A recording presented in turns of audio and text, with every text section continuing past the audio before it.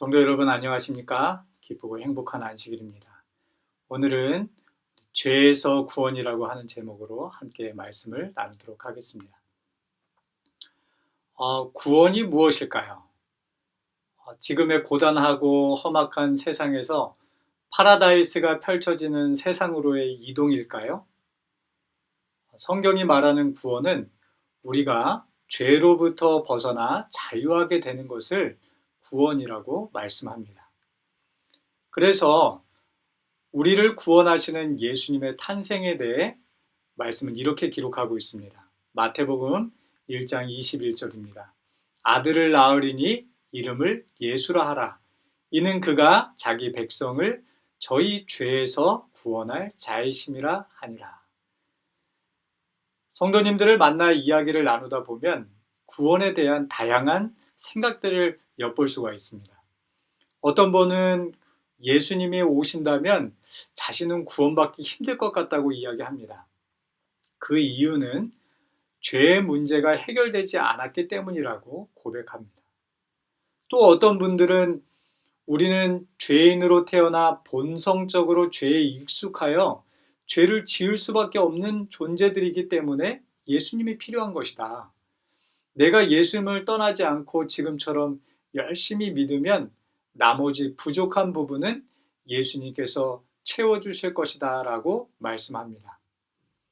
성도님들께서는 어떠한 구원관을 가지고 계십니까?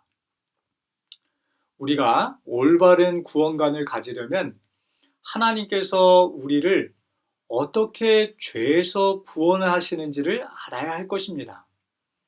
저는 이 시간 하나님께서 죄인이 가지고 나오는 죄를 어떻게 다루시는지, 그리고 그 죄를 어떻게 처리하시는지를 살펴보며 하나님께서 우리에게 주시는 구원을 함께 묵상해 보고자 합니다. 하나님께서 이스라엘 백성들의 죄를 처리하기 위해 모세를 통해 이것을 주셨습니다. 이것이 무엇일까요? 네, 바로 성소입니다. 성소는 이스라엘 백성들의 죄를 처리하는 장소였습니다.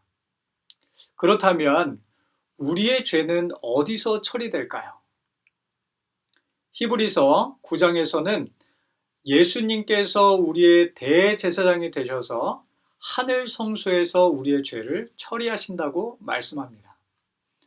히브리서 9장 11절 12절에 있는 말씀을 같이 한번 읽어보겠습니다. 그리스도께서 장래 좋은 일의 대제사장으로 오사 오직 자기 피로 영원한 속죄를 이루사 단번에 성소에 들어가셨느니라. 우리가 죄에서 구원받는 것이 무엇인지를 이해하려면 하늘 성소에서 죄를 처리하시는 예수님의 사역을 이해해야 합니다. 성소에서 죄를 처리할 때 크게 두 사람의 역할이 아주 중요한데요. 첫째는 죄를 범한 죄인이고요.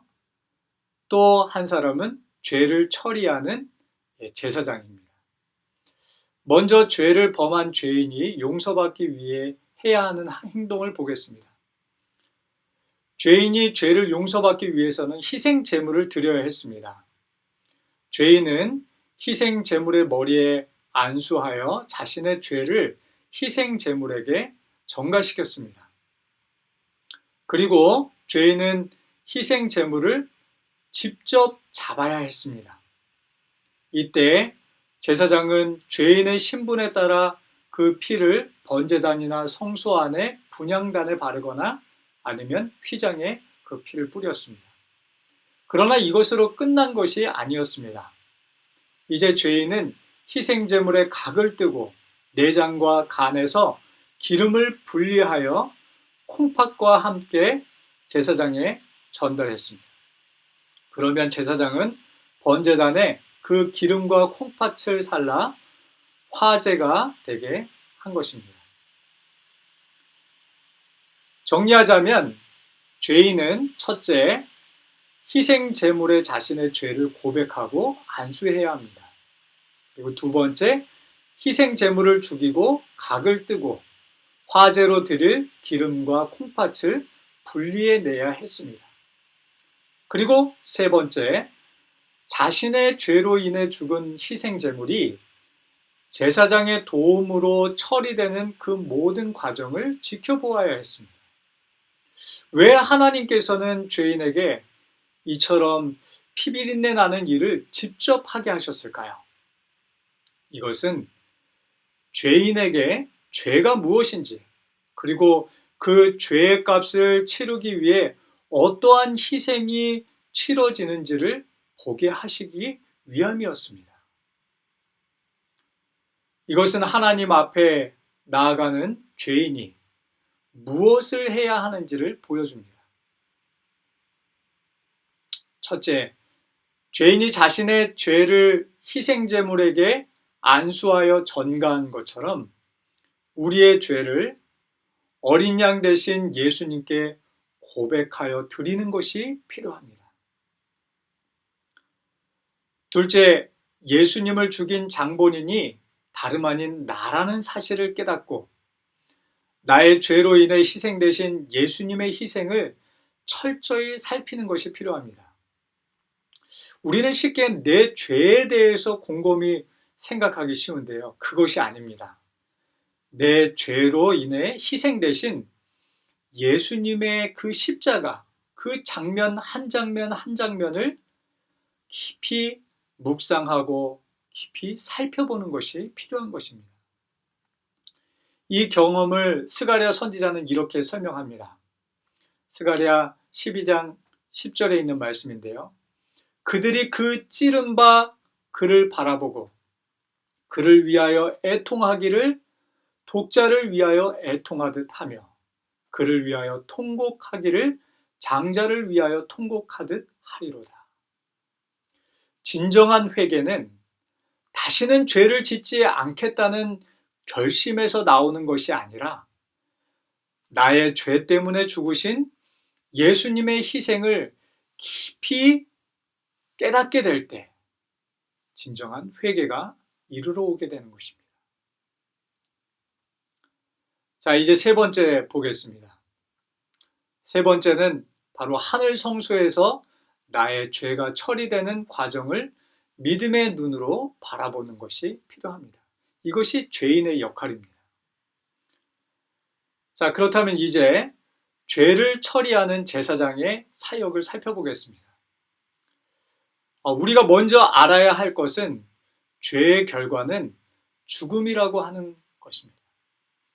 그래서 죄는 생명을 요구합니다. 제사장은 죄의 값을 지불하기 위해 죄인을 위해 대신 죽은 희생제물의 피를 가지고 성소에 들어가게 되는데요. 그 피를 가지고 들어가는 이유는 그 피가 생명을 상징하기 때문입니다. 레위기 17장 12절에 생명이 피에 있으므로 피가 죄를 속하느니라. 그래서 이렇게 말씀하시는 것입니다. 여기서 한 가지 더 알아야 할 사실이 있습니다. 죄를 완전하게 해결하기 위해 또 하나의 절차가 남아 있는데요. 이스라엘의 모든 죄는 1년 내내 방금 우리가 살펴본 것과 같은 이와 같은 방법으로 처리하였습니다. 그런 후에 1년 동안 성소로 옮겨진 모든 죄를 도말하게 되는데, 즉 완전히 없애는 절차가 필요했는데요. 그것이 바로 대속죄일이었습니다. 죄를 완전히 없애는 방법은 이러했습니다. 대제사장은 수염소 2를 준비합니다. 먼저 백성을 속죄하기 위한 염소를 잡아서 그 피를 가지고 지성소로 들어가 하나님의 율법 10계명이 들어있는 속죄소에 뿌렸습니다. 이것은 죄인의 생명을 요구하는 율법의 요구를 충족시킨다는 의미와 함께 지성소와 성소를 죄로부터 성결하게 한다는 의미도 같이 포함하고 있는 것입니다. 그런 다음 대제사장은 모든 죄를 그 지성소로부터 가지고 나와서 아사셀을 위한 염소의 머리에 안수하여 그 모든 죄를 전가시키고 그 염소를 광야로 내보냈습니다. 그렇게 하여 이스라엘에게서 모든 죄를 완전히 분리시킨 것입니다.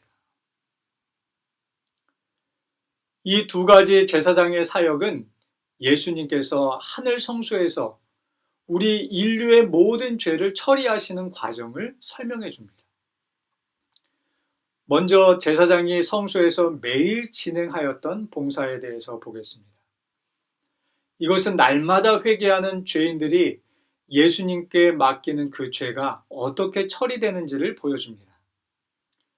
예수님께서는 죄를 받아주시고 그분의 보혈로 회개한 죄인을 용서해 주시고 율법의 정죄에서 풀어주셨습니다.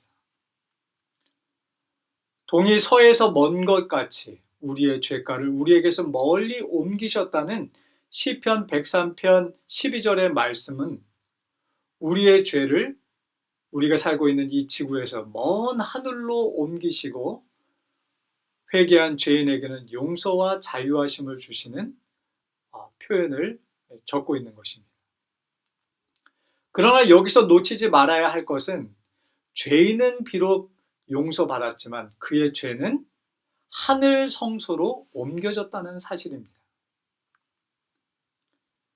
이제 두 번째, 1년에 한 번 대속죄일에 대제사장이 지성소에서 진행하였던 봉사를 살펴보겠습니다. 이것은 하늘로 옮겨진 모든 그리스도인들의 죄를 예수님께서 어떻게 처리하시는지를 보여줍니다. 하늘 성소는 회개한 그리스도인들에게서 옮겨진 수많은 죄들로 더럽혀졌습니다. 이제 하나님과 하늘 천사들 앞에 이 죄들이 공개되어 율법의 정죄 앞에서 예수님의 보혈로 용서함을 받은 죄들인지를 조사하는 과정이 들어가는 것입니다. 그래서 다니엘 7장 9절과 10절에 내가 보았는데 왕자가 놓이고 옛적부터 항상 계신 이가 자정하셨는데 그에게 수종하는 자는 천천히요 그 앞에 시위하는 자는 만만이며 심판을 베푸는데 책들이 펴 놓였더라. 이 엄숙한 심판을 거쳐서 모든 죄들이 예수님의 보혈의 공로로 도말되게 될 때 비로소 죄인은 구원을 얻게 되는 것입니다. 더불어 그동안 죄로 더러워졌던 하늘 성소도 정결함을 잊게 됩니다. 다니엘 8장 14절에 2300주야까지니 그때의 성소가 정결하게 함을 입으리라 라는 이 말씀은 이처럼 죄를 도말하기 위해 조사하고 심판하는 일이 하늘 성소에서 언제부터 시작되는지를 우리에게 알려주는 귀중한 말씀인 것이죠. 하늘 성소로 옮겨진 모든 죄에 대한 조사 심판이 이제 마치게 되면 대제사장이 아사셀을 위한 염소에 이스라엘의 모든 죄를 전가하여 광야로 끌고 가 버렸던 것처럼 예수님께서는 그 모든 죄의 책임을 죄의 창시자요 선동자인 사단에게 옮기시고 심판하심으로 죄를 영원히 도말하실 것입니다. 오늘 이 시간 성서를 통해 우리의 대제사장이신 예수님께서 죄인을 죄에서 어떻게 구원하시는지를 살펴보았습니다. 그렇다면 우리는 언제 구원받은 것을 확신할 수 있을까요? 그것은 우리가 우리의 죄를 예수님께 내어드리고 그분께서 나를 죄에서 구원하여 주셨음을 믿을 때 구원받은 것을 확신할 수 있습니다. 아직 구원에 확신이 없으시다면 자신의 죄를 예수님께 고백하고 드리는 회개로 나아가시길 바랍니다. 그 회개는 우리가 우리의 죄로 인하여 희생당하신 예수님을 깊이 묵상할 때 이르러 오는 것입니다. 회개하는 죄인에게 용서의 은혜가 임할 것이고 용서는 곧 구원의 확신을 가져다 줄 것입니다. 그러면 우리는 언제 구원을 확정짓게 될까요? 하늘 성소의 두 번째 국면을 살펴보면 우리의 구원의 최종 확정은 하늘 지성소에서 우리의 죄에 대한 그 조사 심판이 맞춰지는 날, 곧 대속죄일의 기간이 맞춰질 때 구원은 결정될 것입니다. 그때까지 우리는 우리 자신을 살펴보아야 합니다. 고린도전서 10장 12절의 말씀입니다. 그런즉 선줄로 생각하는 자는 넘어질까 조심하라. 고린도후서 13장 5절의 말씀입니다. 너희가 믿음에 있는가 너희 자신을 시험하고 너희 자신을 확증하라. 예수 그리스도께서 너희 안에 계신 줄을 너희가 스스로 알지 못하느냐. 그렇지 않으면 너희가 버리운 자니라. 사랑하는 성도 여러분, 지금은 이 세상의 마지막 대속죄일의 기간입니다. 이제 곧 하늘 성소에서 우리의 모든 죄가 도말되고 구원은 확정될 것입니다. 이스라엘 백성들이 대속죄일의 기간에 철저히 회개하고 자신을 살핀 것처럼 우리 자신을 살피고 예수님께 내어드림으로 구원을 확정짓는 저와 여러분이 되시기를 간절히 바랍니다. 너희는 스스로 괴롭게 하고 아무 일도 하지 말되 이날에 너희를 위하여 속죄하여 너희로 정결케 하리니 너희 모든 죄에서 너희가 여호와 앞에 정결하리라. 대속죄일의 기간, 우리의 모든 죄가 예수님 앞에 그 보혈로 씻음받아 모든 죄가 도말되게 되는 귀한 축복이 우리 모두에게 이르는 귀한 안식일 되시길 바라며 말씀을 마치겠습니다.